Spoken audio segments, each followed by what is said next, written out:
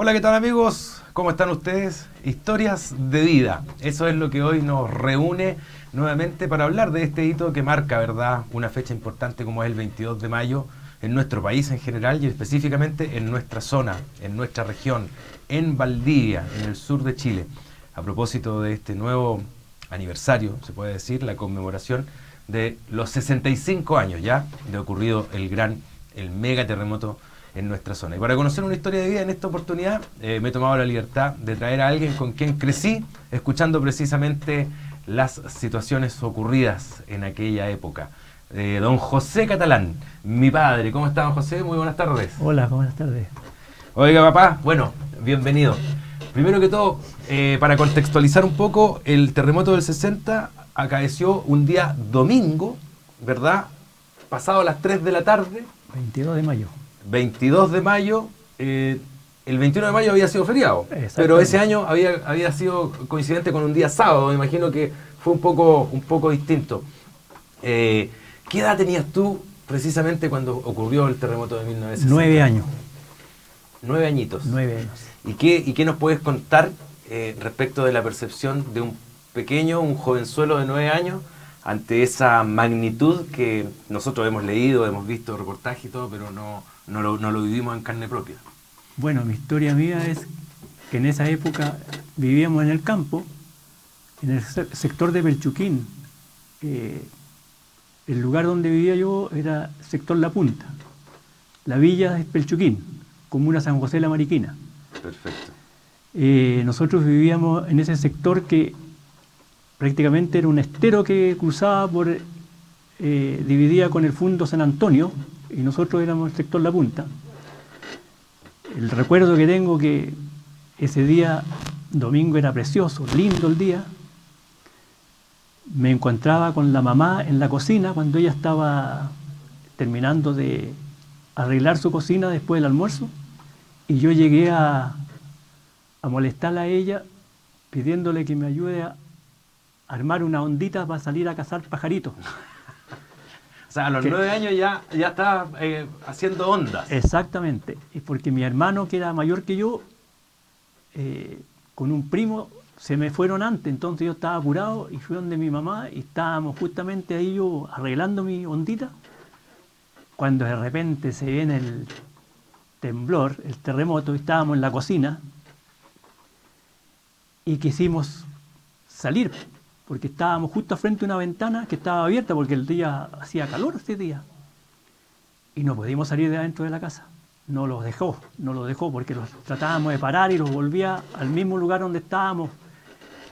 Hasta que pasó todo el rato y por la ventana yo veía cuando se movía que estaba mi otro hermano con una hermana menor que yo.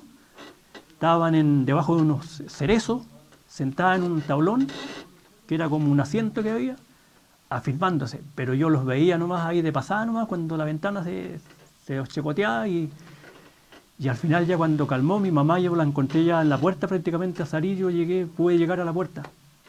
Y ahí cuando salíamos afuera, estaba mi papá con el asunto de que teníamos un pozo profundo donde sacábamos agua y pucha, mi viejo preocupado que nos los acercáramos allá porque se estaba desboronando el terreno y después para atrás del fondo de mi casa había un galpón donde se guardaba el pasto para el invierno, y en el primer piso abajo se guardaba todo lo que se conservaba, que era la chicha, y el galpón se cayó encima. Empezó a reventar las pipas que estaban, corría la chicha como agua. Ese es el recuerdo que tengo. Y todos estos recuerdos que nos mencionas en este momento es lo que ocurrió durante el desarrollo del terremoto cuando ya salimos afuera. Y claro, porque se habla de que el terremoto fue, grado 9.5 en la escala de Richter, pero dicen que es porque no pudo marcar más, que hasta ahí estaba programado para marcar. Exactamente. No, y al mismo tiempo se dice que lo que duró es aproximadamente 10 minutos. ¿Fue tan largo el tiempo? En tu percepción de niño de 9 años, ¿cómo quedó esa sensación? Yo realmente parece que salía afuera y me seguía moviendo porque no no paraba porque a cada rato se movía la tierra. Y bueno, el mismo susto yo creo que era que los andaba trayendo como que estábamos mareados prácticamente. Pasado el terremoto. Pasado el terremoto. Y pucha, ya pasó la tarde y empezaron los comentarios entre los vecinos ahí, se juntaban algunos. Me recuerdo que llegó el tío que vivía con nosotros y él nos dice, dicen que se viene el agua. Lo que se venía. Maremoto. ¿Habías escuchado esa palabra antes en tu No vida, la había, a los 9 años? no la había escuchado. Po. Subía del agua de los ríos. Y bueno, uno que es chico, pucha, el agua hasta dónde va a llegar, pues empecé a preocuparme yo, menos que preguntar también por el susto. Y me empecé a pasar rollo. Y el tío fue a mirar y dijo, claro, efectivamente, dijo, el agua ya está tapando el estero que existía en el campo. Entonces yo dije, como estábamos en el colegio, y en el colegio los pasaban diapositivas ¿Ya? de los diluvios, donde la gente también subía las aguas y la gente arrancando y subía, yo me veía subiéndome arriba de los árboles. Tratando de escapar del agua. Tratando de escapar porque yo pensaba que el agua iba a llegar hasta arriba y la verdad que todos preocupados, todo el susto, si prácticamente en la noche no dormimos, pues. En la noche porque llegó la tarde ya y empezamos a prepararnos cómo íbamos a dormir y todo. Llegó la noche sin luz eléctrica, porque nosotros no teníamos luz ese tiempo, la pura velita nomás y el chonchón que le decía. Claro. Claro, y en el campo era así la vida, pues así que ya con mi hermano mayor, me acuerdo que empezamos a preparar camas y nos tiramos debajo de una carreta. Ahí sacamos los colchones y los tiramos debajo. Ahí dormimos. ¿Esto al aire libre? Al aire libre. En pleno mayo. En pleno mayo. Y mi mamá sacó la cama de su dormitorio con mi papá y la armaron en la entrada de la cocina. Con la puerta prácticamente abierta. Porque a cada rato se movía, si la tierra quedó en movimiento. Si la tierra no paraba, si nosotros decíamos, no, esta cuestión fue un solo golpe, no, esto siguió. Bueno, dormimos esa noche y a la noche siguiente, lo mismo otra vez, no fuimos capaces de entrar a la casa. Tuvimos todo el fin de semana, o sea, la mitad de la semana más o menos prácticamente durmiendo afuera. Y se empezó a nublar después y empezó a chispear y ahí nos logramos entrar a la cocina. O sea, ahí, el clima les obligó a meterlos tener que a la volver cocina, a casa. pero a la pura cocina nomás. Todos ahí estábamos, juntos. todos juntos. Y teníamos un tío que vivía al lado de nosotros, que era el tío Vicente, me recuerdo que él tenía una cocina a fogón. Y en la noche después nos quedábamos ahí en la cocina hasta tarde de la noche, prácticamente ahí con el fueguito, porque por el miedo de entrar a la casa, porque la casa se la dio, pues si la casa era una tremenda casona, que tú la conoces, quedó prácticamente harto chueca. Yo creo que si dura un poquito más la casa se va abajo a lo mejor también. Se derrumba. Claro, se derrumba. derrumbó el galpón. El galpón, exactamente. Claro, y eso que el galpón era más bajo que la casa. Claro que la casa tiene unas vigas. Bueno, tú la conoces la casa. Como se hacían las casas como se hacían antiguamente. Oye, bueno, sin duda, escuchar de primera persona cómo se vive y con esa mirada de los 9 años, porque, claro, mucho se puede decir verdad de las sensaciones y todo lo demás. Nosotros, muchos de los que hoy en día tenemos la fortuna de conocer de primera voz, tuvimos también la experiencia del terremoto del 2010. En tu espectro, con la diferencia de edad, por supuesto, de haber sido un niño en el terremoto de 1960 y ya haber sido abuelo cuando fue el terremoto del año 2010, que acá en Valdivia particularmente fue un 6.9, ¿cómo marcarías tú esa diferencia? ¿Es grande en el aspecto de lo que se genera en el momento? Bueno, fue diferente en el sentido, pero fíjate que yo te voy a contar que el 85 vivimos el terremoto de Santiago. Ajá, claro que sí. Que en Santiago yo estaba en un velorio. ¿En Santiago? No, en Valdivia, de un colega de trabajo que era don Nivaldo Chuenque, que había fallecido, que era bombero, muy conocido en Valdivia. Perfecto. El 85, y lo estaban velando en el cuartel de bomberos aquí en Avenida Alemania. En la quinta, ¿cuánto? ¿La quinta favorita? No. Me parece mucho. No, la primera claro. era. Estábamos en el segundo o tercer piso. Y la sensación que tuve en el momento que estábamos en el velorio, yo me empecé a sentir mareado adentro. Y yo dije, ¿qué me está pasando? Que me estoy mareando. Entonces dije, falta de aire. Me fui a la escalera y voy bajando. Cuando salgo afuera, veo los cables que se estaban moviendo, era temblor. Partí para la casa, hecho un cohete porque mi señora estaba esperando al Danilo. A uno de tus hijos. Claro. A uno de mis hermanos. Claro, entonces me fui pero soplado. Yo dije, que aquí quedó la escoba porque no va a hacer cosa que va a venir otro. Con la experiencia, entonces, todavía esa sensación. Y ahí estamos hablando de que fueron 25 años después. Exactamente. Claro. Entonces llegué a la casa, claro, viviendo en la población de Independencia. Cuando llego, reviso mi casa, se había pegado una trizada desde todo el sector del lado norte de la casa. Casas de cemento. De casas de cemento, que todos la conocen aquí en Valdía, que fue una historia de esas casas cuando nos entregaron. Claro. Bueno, después, el 2010 lo vivimos, que fue... Ese fue fuerte igual, fue fuerte, y ahí me hizo recordar exactamente el mismo movimiento que sentí yo en lo del 60.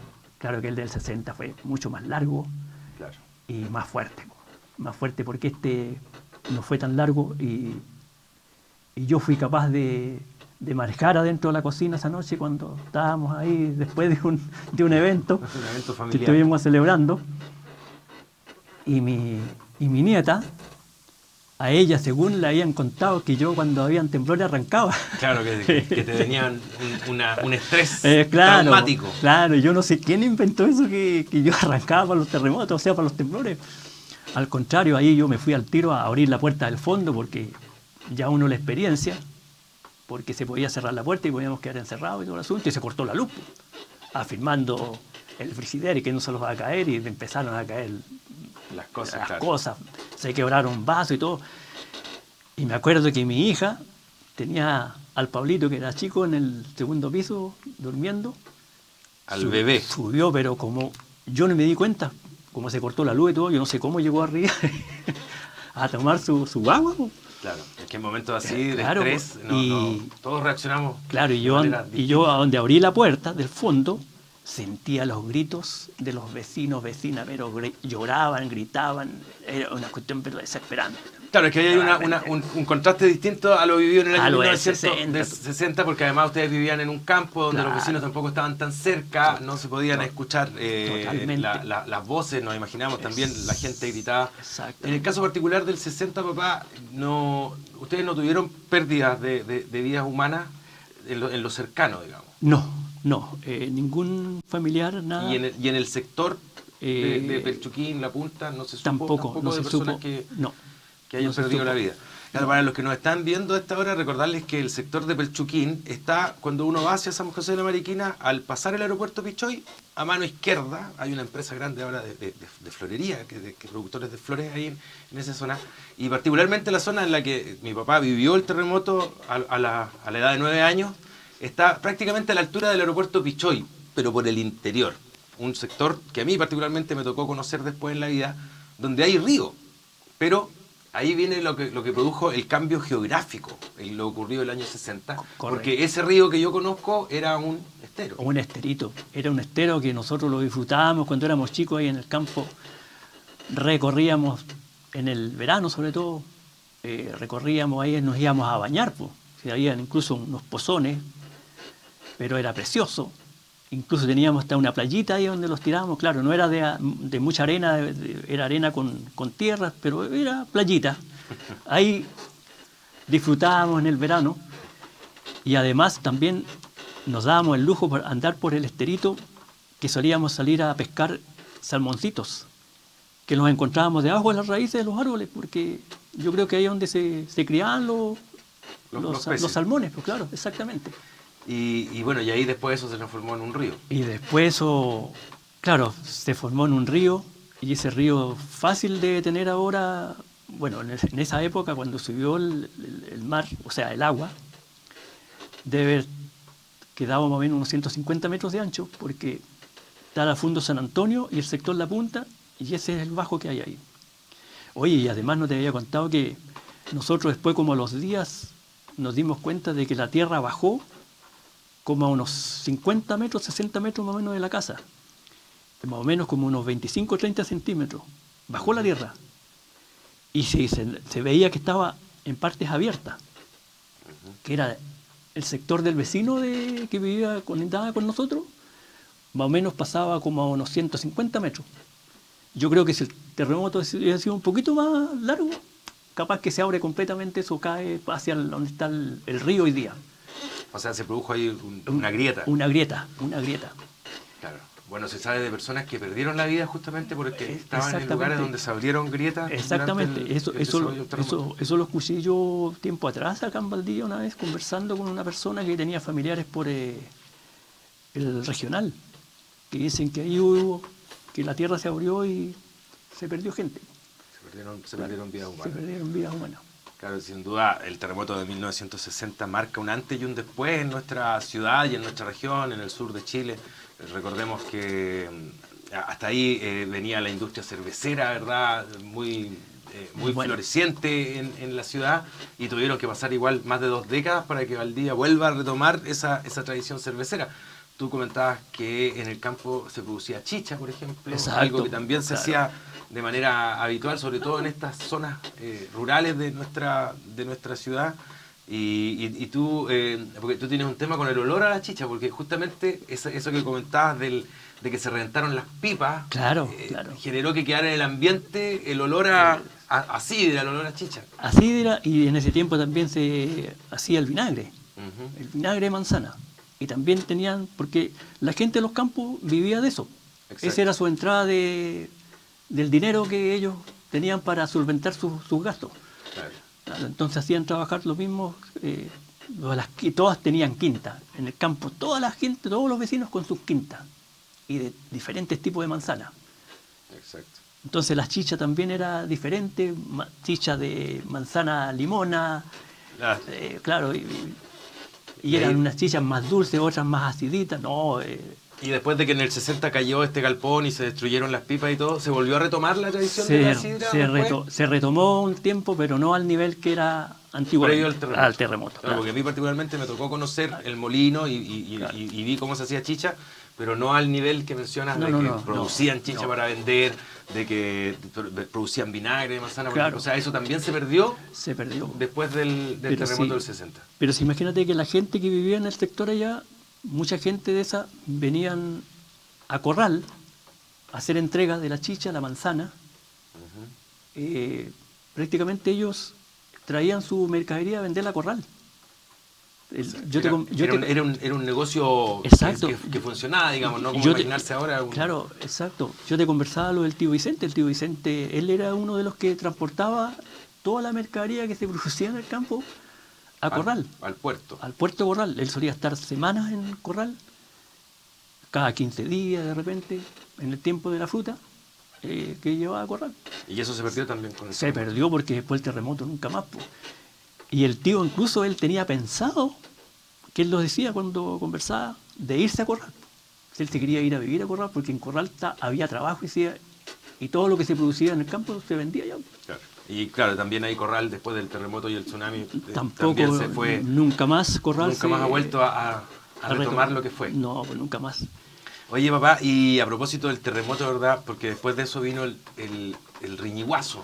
Bueno, ¿Qué era lo que tú también a tus 9 años escuchabas respecto de esa situación? Esa noche prácticamente cuando decían que se largaba el riñiguazo, prácticamente nosotros despertamos como a las 3 de la mañana, 4 de la mañana.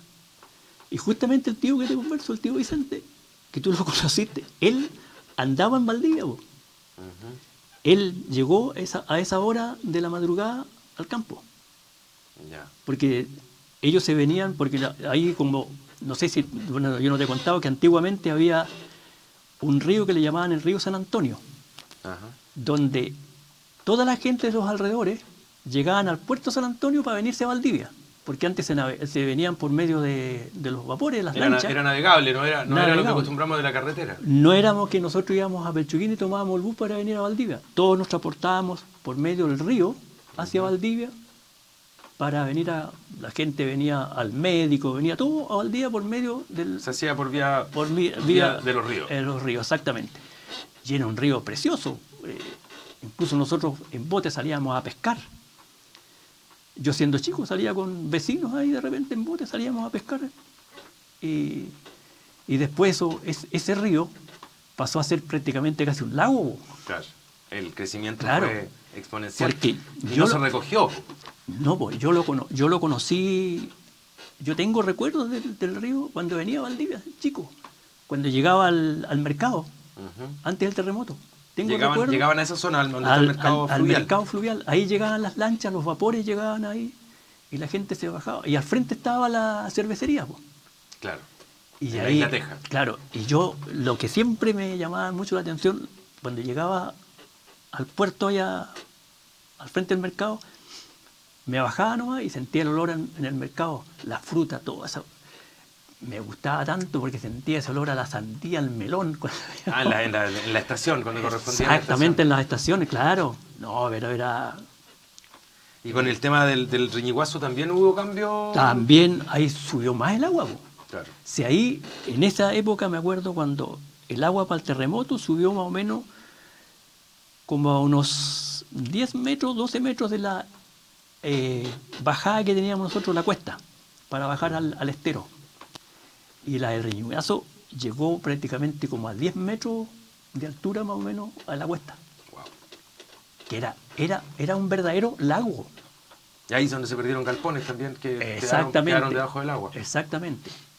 Bueno, y lo otro que parece que también te conté a ti cuando eras chico, o sea, te conversaba del tractor también de San Antonio, que un trabajador andaba con su tractor cultivando en la punta, en el sector donde vivíamos nosotros, que don Francisco Mecker se lo había pasado a su trabajador para que vaya a cultivar porque tenía siembras con unos vecinos ahí en el campo. Y él, cuando pasó el temblor, él no se dio cuenta. Porque estaba en el tractor. Andaba en el tractor. Wow. ¿Cómo se Claro. habrá movido el tractor que no se dio cuenta? No, del por terremoto? supuesto, si los tractores se mueven montones cuando andan cultivando. Entonces no se dio cuenta, pasó todo el temblor, dice que de repente dice que se movía mucho el tractor, todo el asunto, pero él no se dio cuenta Pero asumía que era parte del trabajo que andaba haciendo. Y resulta que cuando él después se iba, como a las 5 de la tarde más o menos, ve a la gente en los caminos, afuera de las casas, todos, algunos llorando, dice que los vio, y él le decía, ¿y esta gente qué le pasa? Y cuando llega ahí al puente para cruzar al otro lado, que era un puente bajito, porque como era un estero donde se pasaba, Claro. y resulta que él llegó y se tiró nomás porque vio que estaba medio desarmado, y dice, ¿qué cosa pasó? Y se tira cuando dice que de repente el tractor se le hunde. Y ahí perdió hasta los zapatos, hombre, porque salió arrancando, y se fue y llega a su casa. Para cruzar a su casa también que tenía que pasar otro puente, también estaba cortado, también se había caído. Wow. O sea, hubo gente que quedó aislada. Quedó aislada. Y ese tractor, me acuerdo, después lo sacaron como a los 5 años más o menos, después del terremoto. Wow. Tipo que yo tenía ya como 13, 14 años, pues lo sacaron ese tractor. Y O sea, quedó un tiempo ahí después, claro, después del incidente. porque supuestamente en esa época decían que iba a venir ayuda para la gente que había perdido, que habían tenido pérdidas en el asunto del terremoto, del Estado y todo el asunto. Bueno, a él le devolvieron un tractor. Al dueño, dueño digamos, le repusieron el tractor. El tractor, exactamente. ¿Los zapatos al caballero? No. Los zapatos y el caballero los perdió. Eso los No, perdió. y ese caballero dice que él no supo del terremoto. O sea, claro, no se dio cuenta. Sí, él no se dio cuenta. Bueno, convengamos que el 2010 yo tengo un amigo que iba manejando por Picarte y pensó que se le había pinchado un neumático, por ejemplo. Bueno, mucha gente le pasa eso. Y cuando se bajó a ver el neumático se dio cuenta que se había cortado la luz. Claro. Y ahí cuando vio que el neumático no estaba, se volvió a subir al auto y siguió su camino. Y después supo que había sido el terremoto. En el caso del 2010. Claro, acá en este caso un tractor se mueve mucho más. Y claro. Oye, bueno, sin duda que es grato poder conversarlo, pero fue un momento terrible. ¿Cómo definirías tú ese momento en tu vida? Porque así como hablamos de la parte geográfica que cambió, ¿verdad? Hubo agua donde no había, se levantaron terrenos donde no los habían. Pero a ti, particularmente como persona, como niño a los 9 años, ¿qué cambios crees tú que te trajeron el haber vivido esa experiencia que sin duda es una experiencia traumática? Bueno, yo creo que a uno o sea, en el momento es difícil, no haya cómo uno explicar eso que sucede, por más que en esa época ni siquiera nosotros habíamos sentido un temblor. Yo me recuerdo que días antes hubieron remesones, porque mi hermano se reía cuando habían esos movimientos así, pero nunca pensamos que iba a venir ese gran terremoto. Claro. Y mi papá me acuerdo que siempre nos comentaba, porque mi papá vivió el terremoto de Santiago, no, de Valparaíso. ¿Ya? Ese fue, parece que en poquito, en 1912, una cosa así, o 8, una cosa así. Puede ser. Sí, algo así los conversaba. Y después el de Chillán. ¿Él lo vivió también? También lo vivió, esos 2 terremotos. Y dice que se sintió fuerte acá en esta zona. Pues. Claro. Bueno, y después el del 60, él decía, Sobrepasó todas las limitaciones. todas sus limitaciones. Claro. ¿Cuánto tiempo estuviste sin ir al colegio después del terremoto? Mira, nosotros yo creo que volvimos casi a fin de año. O sea, ¿de mayo? Sí, yo creo que Ya, tiene que haber en sido primavera. yo creo que sí, tiene que haber sido como octubre, noviembre, una cosa así. Yo creo que fuimos prácticamente, eso no me recuerdo mucho porque Por la edad, claro. por la edad y todo, pero fue a fin de año. Si no, nos íbamos al colegio, pues, sí. Aparte que quedamos aislados, pues. Además, Sí, claro, si producto no- del corte del si aumento del agua y todo. si el agua subió y no teníamos, después se compró bote, cruzábamos en bote. Pero antes de cruzar en bote teníamos que ir a cruzar como a 4 kilómetros, 3 kilómetros más o menos, que pasábamos por el sector del Fundo Pailapifil, no sé si te acuerdas. Sí, tú de él? o sea, de Claro. nombre lo conozco. Claro, y salíamos más o menos como a unos 2 kilómetros de la carretera donde nosotros íbamos, o sea, el camino donde nos íbamos a Pelchuquín. Wow. Teníamos que dar la vuelta prácticamente para ir al colegio. O sea, les pegó fuerte. No, nosotros, claro, la sufrimos, claro. Y ahora que miras hacia atrás y ya han pasado 65 años, ¿qué te parece haber vivido la experiencia? Bueno, como historia mía vivida, fue difícil, pero había que sobreponerse, pues había que seguir luchando, pues, claro. Oye, ¿y la ayuda del Estado llegó en algún momento? ¿No? ¿Ustedes particularmente sintieron ayuda del Estado? Fíjate que Recordemos que el presidente en esa época era era Jorge Alessandri. Jorge Alessandri Sí, Rodríguez. sí, Ese me era recuerdo. el presidente. en El Chile. paleta le decían. Claro, que también era el presidente cuando fue el Mundial. Exactamente. Que fue 2 años, 2 años después el del 62. terremoto. El 62. Sí, pues allá prácticamente me acuerdo que había una como junta de vecinos, no era junta de vecinos, sí, de los campesinos ahí. Era un tal Pangui, me acuerdo que era el presidente, parece, ese grupo, de esa agrupación. Y ese recibió ayuda, po, y ese le repartía a la gente en el campo. Estamos hablando de ayuda consistente Pero en alimentos. en alimentos, pero prácticamente era la gente que más necesitaba, a la que era más de escasos recursos. Yo me recuerdo que le llegó ropa también a esa gente, le llegó ropa. Y a nosotros, el que era el administrador del Fundo Pailapifil, que mi papá le prestaba servicio ahí, también le trabajaba, eso les entregaron, me acuerdo, una bolsa también, ¿cómo te puedo explicar? Una caja con Una víveres. caja con... pero era más con ropa. Claro, la ropa... No era ropa nueva. No era ropa nueva, pero tampoco no se pudo usar porque a uno le quedaban muy grandes, a otro muy O sea, chicos. las tallas tampoco Las tallas no coincidían. coincidían. Frazadas me acuerdo que sí. Frazadas llegaron como 3, me O recuerdo. sea, en eso. ese tiempo ya se pedían zafradas. Claro, zafra, Las reconocidas zafradas también que quedaron de recuerdo del frazadas, 2010. claro. Exactamente. Exacto. Sí, eso recuerdo que llegó a mi casa, pero nada más. Bueno, nosotros, como teníamos esos recursos que teníamos, mi papá tenía animales. Animales, había campo, digamos. Claro. Se hacía vida de campo. Teníamos la leche, se hacía el quesito, la mantequilla de repente. Entonces todas esas cosas las teníamos, y más encima que criábamos cordero, gallina, ganso. Se Entonces, producía. teníamos todos esos recursos, pero habían vecinos que no tenían nada. Claro. Sí, yo recuerdo vecinos que no tenían absolutamente nada. Y que sin duda una situación como esa, y cuando tú eras niño escuchabas mucho que esto se iba a repetir en algún momento, ¿no? Sí, pues la gente comentaba, pues, y según las historias, que esto siempre, no sé, que en 100 años decían que se vuelve a repetir un terremoto de esa envergadura. Sí, Y lo eso, increíble es que claro. hace poco nosotros en la radio justamente conversábamos con un profesor de geología de la Universidad Austral y nos dice que efectivamente es así, que, Sí, pues, sí, que la energía se va acumulando, que a propósito del terremoto del 60 aprendieron mucho de los estudios que se realizan hoy en día a nivel mundial en lo que se refiere al tema de cómo se generan los temblores, de cómo los volcanes influyen también y tienen toda esta conexión. Y claro, nos dice que sí, po, que la acumulación de energía es real y que hay cierta, ¿cómo se podría decir? Hay un cierto ciclo a lo largo de la historia de la humanidad que hace que no sea loco pensar que es un evento que podría en algún momento volverse a repetirse. Repetirse en esta zona. ¿Te gustaría estar? Eso sí que es difícil.